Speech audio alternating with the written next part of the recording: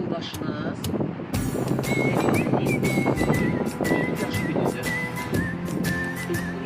Yaşar Mədinə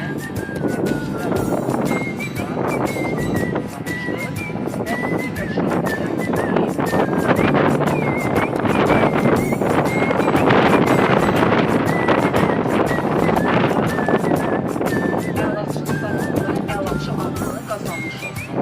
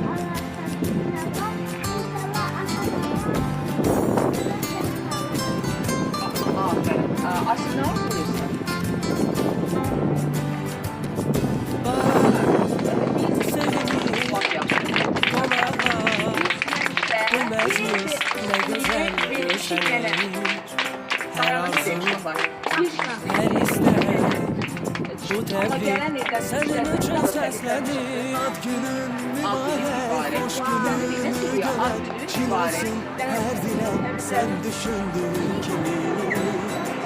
Aferin uşaqlar, bəlkə ola bilər ki, mənə diqqətlə qulaq asın. Bəlkə ola bilər ki, içində bütün sevənlər səni gözlədir. Onun tərifləri bir ayrı söyləsin. Ad günün mübarek, her yaşam sevincine qədəm at. Ürəyi sənələdir doğmaların, dostların yaxın. Aferin, bak gələndə edərsiniz ki, həyatın artık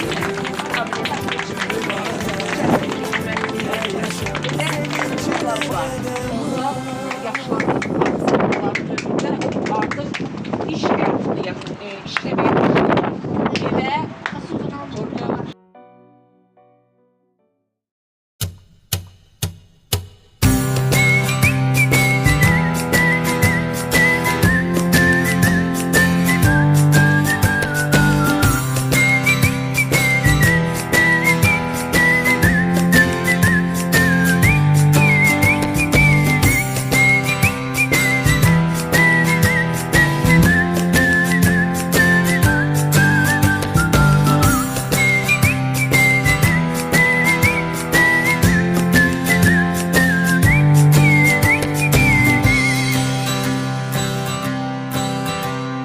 sen bugünü daha güzel etmişsen kademlerinle arzu.